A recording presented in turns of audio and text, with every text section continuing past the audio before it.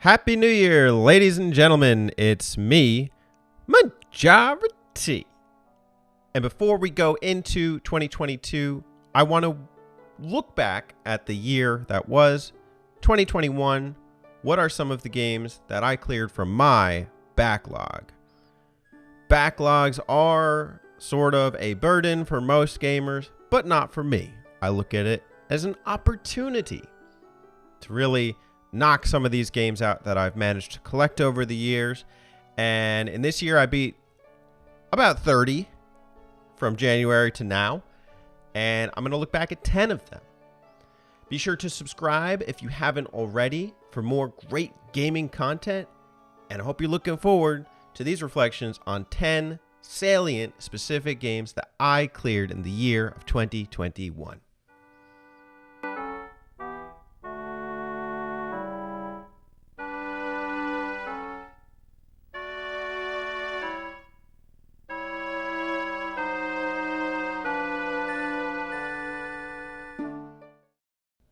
The first game I would like to talk about is my first PlayStation 1 game that I've ever played through and beaten on the original hardware. It's Pacman World.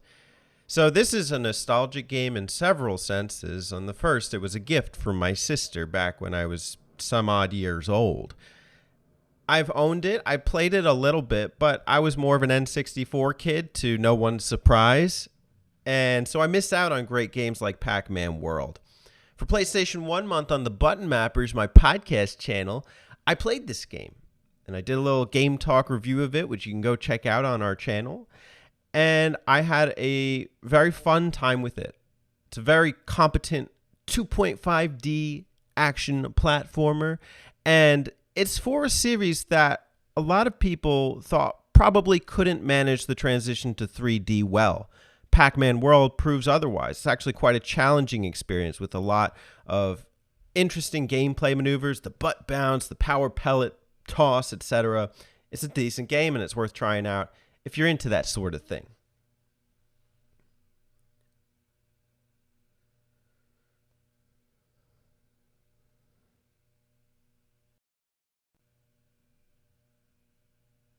Number 2 on my list is actually a step backwards. We're going to Zero, Star Fox Zero. Just like I beat my first PS1 game this year, I also beat my first Wii U game this year. And it wasn't as exciting as most people would hope for. It wasn't as exciting as I hoped for. I actually bought a Wii U in 2019 just so I could play Star Fox Zero because I thought I was missing out. Boy, did I think wrong. I thought for sure that people on the internet were being way too harsh on this game and that it actually deserved a chance. Oh, it deserves a chance. You should give it a try if you can, but it's quite frankly far less than spectacular. I want to start by talking about just my love of Star Fox as a series and that kind of dynamic kind of gameplay, you know, piloting a ship and this kind of arcade simplicity. It really does make you feel important. The anthropomorphic characters, the fun, witty banter and dialogue, all of that skimped here. And I think the worst part is that it tried to be a unique experience on the Wii U. Yeah, you see this little bit about like, some story. The name's Fox McCloud. I'm the leader of the bunch. You know me well. No, who cares about narrative in a Star Fox game? But, well, I do apparently. But Star Fox Zero, its worst issue, the biggest issue, is that it has so much potential. If you're just watching this on the side, it looks like nothing could go wrong. It looks like a beautiful game and a beautiful experience. The problem is that while you're playing it, you have to look at the tablet, which actually has a cockpit view of the action. And so it's really disorienting trying to know, like, am I supposed to be looking at the TV? Am I supposed to be looking at the tablet? But I want to look at the TV, but here I am on the tablet. Then you conflate that with 3 other modes of operation. Now, look, most people who like Star Fox like the R-Wing sections. They like piloting the main aircraft. And okay, the Landmaster's okay. In this one, I thought it was kind of a drag. It wasn't my favorite. But then you've got the Walker from Star Fox 2, a game that came out apparently in 2019 on the SNES Mini. I might have got the year wrong. And then also you have the gyrocopter, which I don't know if that was ever used. And Oh gosh, man, it's an exercise in frustration because just when you thought you learned how to control one of these modes of operation, you learn another one. And I remember one mission using like 3 or 4 of these weapons, and it was just such a drag. The mission lasted like 30 minutes, man. And like, you could beat half of Star Fox on the SNES or half of Star Fox 64 in one playthrough in that amount of time. This is like a 5 or 6 hour game. It's not right. Star Fox Assault was a little different, I found, in this kind of like capture the bases sort of scheme. This one, I think it just fails on so many fronts, and it's such a damn shame because I wanted it not to fail. I wanted it to be all right. It wasn't all right. Try it at your own risk.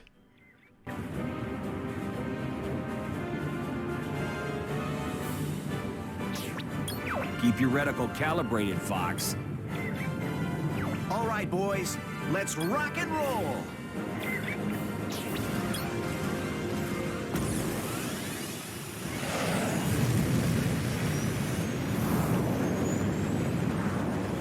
Open the wings.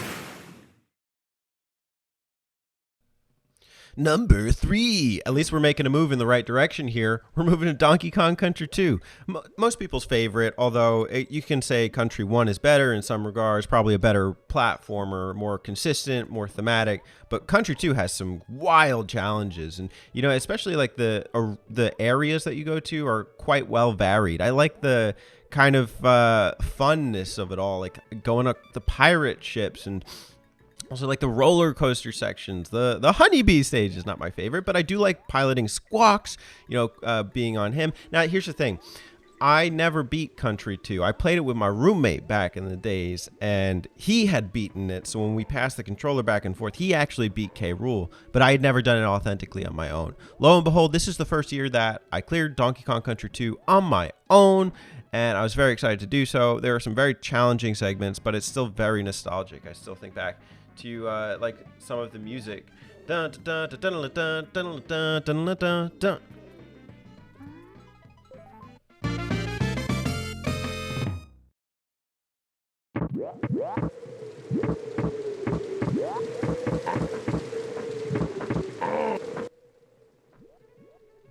Hello? Am I still here? Okay, cool. Yeah, I lost my recording for a second, so I think what I'm going to have to do is I won't be able to give the live commentary over the video. That's all right, though. It's a damn good game, Donkey Kong Country 2. I have a lot of nostalgia for it. And, the only thing is, I think I'm better at Country 1. I'm more likely to enjoy kind of a playthrough of it as opposed to Country 2, which I feel like is just kind of it's a step in that kind of like wild 2D platforming that we've come to kind of expect from this modern generation and revival of the 2D platformer genre. Not necessarily something I love, but I still think it's well balanced enough in this game to give you an enjoyable playthrough. However, there are moments where I'd say it is an exercise in frustration. That's a bit of a shame.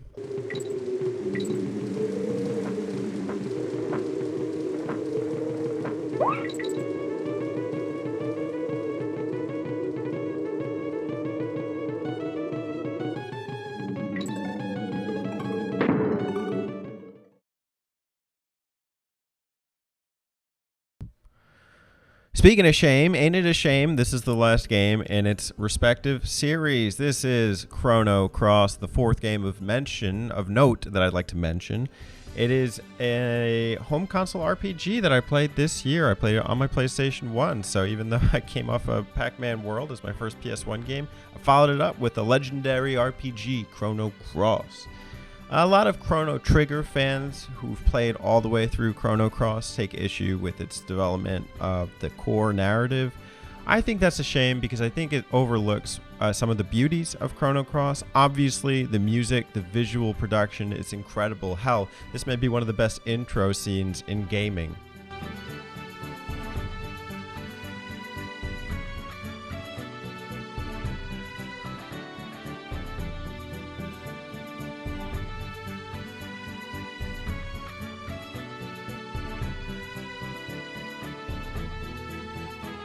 In spite of that, though, I do think that there are interesting sub-narratives in Chrono Cross that are really worth exploring, and I just, even in seeing some of the footage, it really rekindles some of memories that I had during the playthrough. The first time that you come across a kid, for instance, she's like on a rock and she saves you and you've been lost in time. Also, the concept of like parallel dimensions is really well explored and considered in this game, and thinking about how like each respective universe affects the other. Thinking about the first time sneaking into the Viper Manor, and also it kind of plays like a mystery novel. Like, I think your first time playing through Chrono Cross is really special because you're trying to figure out the secrets to this dimension, the secrets to this world and the worlds, and also like how each one affects the others.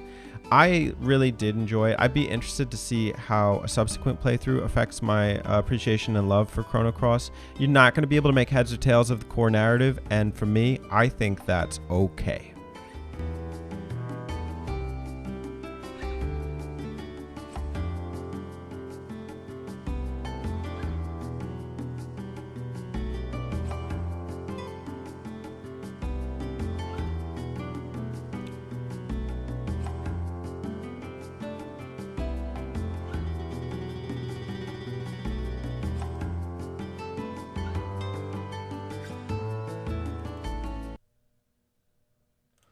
Okay, we did mention legendary games, and definitely one game that is quite the legend is Shadow of the Colossus. I played it for the first time this year, all the way through. Now, I was gifted this game by a good friend in high school. He gave it to me when he had his PS3, and he said I should play it. I ought to play it. I tried it this year on the PS2, the copy that he gave me, but it was so scratched that my main character Wander would be like glitching off of a horse and like stuck in like midair. It was weird. So I just brought that one to the laundry room, and I got myself a copy of the PS4 one. And oh my gosh, man, this game is just an experience. It's beautiful. Every Colossus in and of itself is a puzzle. It's an adventure. I do think it's quite linear, but it's okay. I think that like it's one of those less is more type games where, they don't need to give you a spectacular, huge story in order to make you feel the effects of it. You can see subtle things that happen to the main character after he takes down each Colossus. It starts with this kind of ambiguous beginning of like, he's bringing this girl who could be cursed or in a coma or something, or maybe she has well, I don't know. You could watch the map out for more speculation on that. That's on the button mappers. But this was a fantastic game. I loved playing it. I love playing it on PS4, and just how beautiful it was, how well done the remake was. So who knows? Maybe they'll make a PS5 version someday. And till then, just enjoy whatever version you can.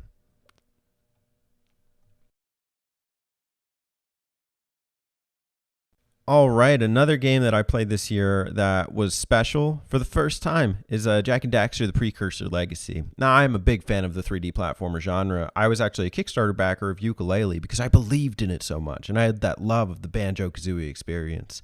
I have tried so many times to get into like this game and some other PlayStation classics, but I've just never been the biggest on the early PlayStation hardware. However, when the Jak and Daxter collection came out for PS4, I did give this one a good whirl, and when we went to map it out, I made the commitment to finish it. I think I got every power cell, but I didn't get every precursor orb.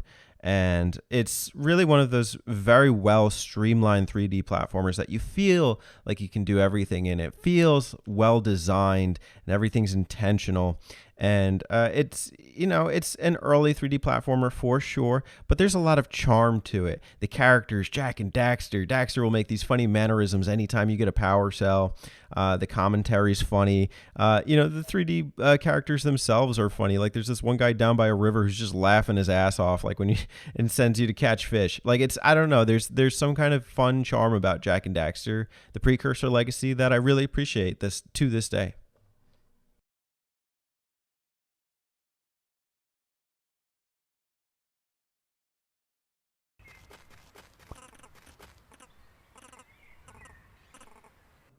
All right, the next game I want to talk about is A Short Hike. This is a wonderful indie experience. I played this game in under 30 minutes, not the first time, but in a subsequent time. But I enjoyed it so much that I went through and I started a new play file, maybe within like the week after. And every so often when I'm on Switch and I got nothing to play, this is a game that I come back to.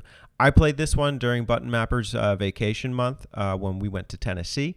And it was well aligned because, you know, Tennessee is kind of like a mountainous area. You know, you got the Smoky Mountains and, you know, I didn't do too much hiking while I was there. So this was just kind of a fun sit back and kind of adventure and explore on the Switch, like in a cabin while we were staying there.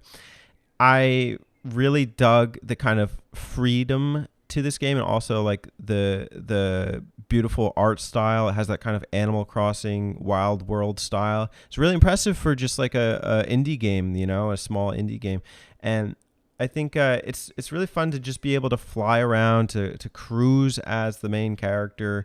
You know, this kind of like bird, and you unlock feathers. The more feathers you get, the more you can kind of spring into the air. Coming down the mountain is a really great experience. It's very simple. It's kind of like an A to B thing, but along the way, there's so much that could happen. I dug a short hike. I really had a great time, and I hope more people support the company that developed it and check it out.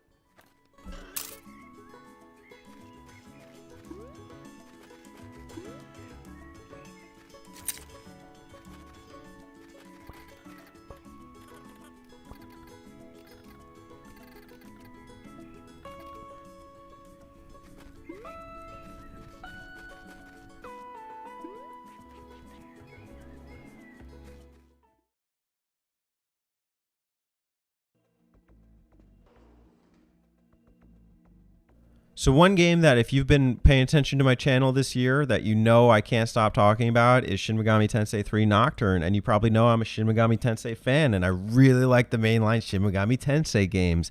I played through 4. I played through 4 Apocalypse. I actually got really into Raido Kuzunoa on the PS2. And I never really got into Nocturne. I had owned it on PS2, but to me it was a victim of its hardware.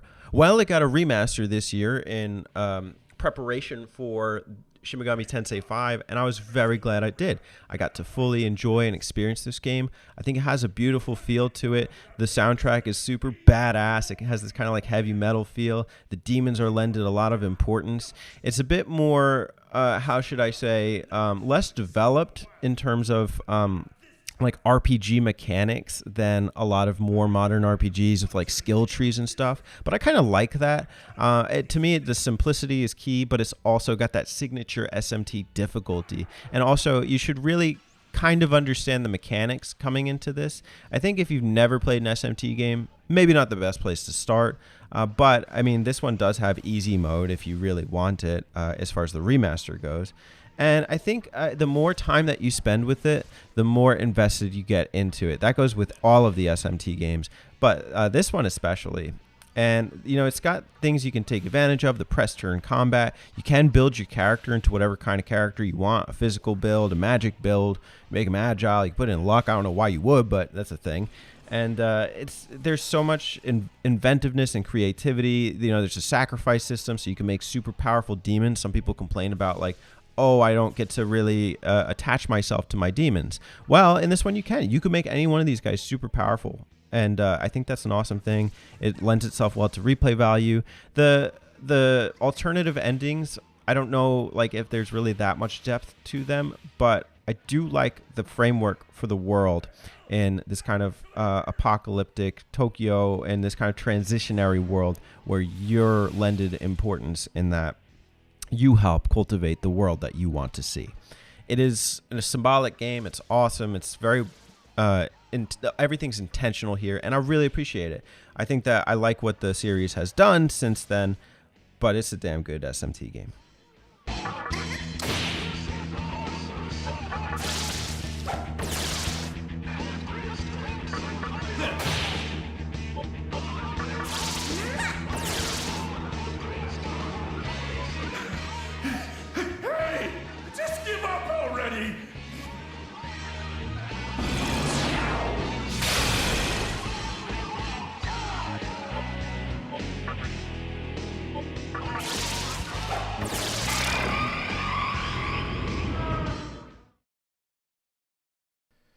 let's talk about the most modern game that I played this year. It's Metroid Dread. I'm actually watching this from Brian's channel, I Got Kings. He live streams like every day. You guys got to check out this guy. He's the man. I'm also going to use footage from his channel for the next game too. But damn, Metroid Dread, this is a game I was glad to be a part of. Did you know I played through 3 Metroid games this year? I played through Super Metroid, Metroid Fusion, and Metroid Dread. That's like more than half the main series of the 2D games. I think generally I do like Prime a little bit more, but I can respect the adventure and the sense of scope in the 2D Metroid games.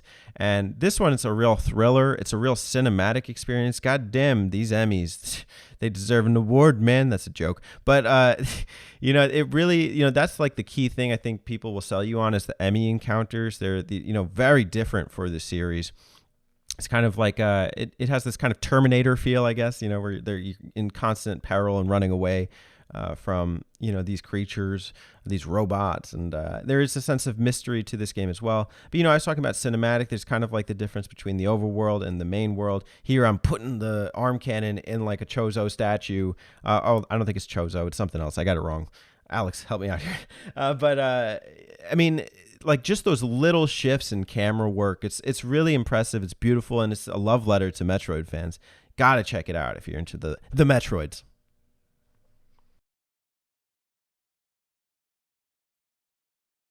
And of course, what would the year be if I didn't play any Dragon Quest? I played Dragon Quest V for the first time. I didn't play this version. This is the PS2 version that Brian's playing. And now that I'm seeing it, it kind of looks kind of funny, Roblox-esque, but it's still got that kind of PS2 charm to it. This came out in Japan. It never got the US release. I think that there are people who've done the localization work online for it. In fact, there is kind of an interesting story as to why the US never got it. You can check out RPG Archive for more. Me and Spencer did like a whole 2-hour bit on this game. Not the PS2 one in particular, but we do talk about it there. Anyways, I'm getting off track. Dragon Quest V is the most impressive one in the series as far as I've played.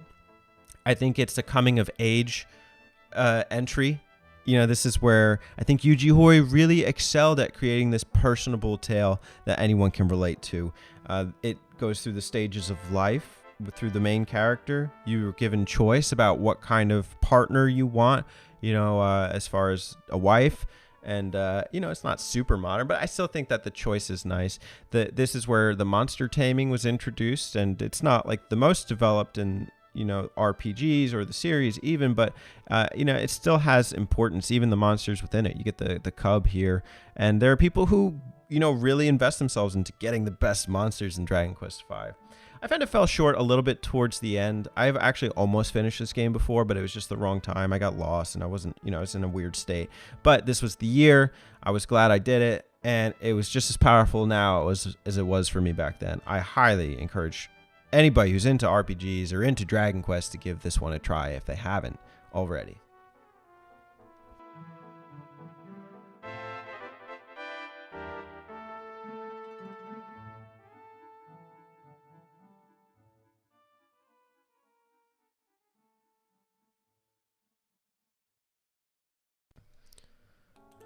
And that's going to do it for my 10 backlog games of 2021. What are some of yours? What are some standout ones that you played this year that you're happy to have knocked off the backlog, whether it's 10 or whether it's 1 or whether it's 100? I'd love to know. Let me know in the comments below. Video responses are welcome. Also, check out VG Mashup's channel. He did one in 2020. I think he'll do one in 2021 as well. I liked this topic so much back then that I'm doing it now.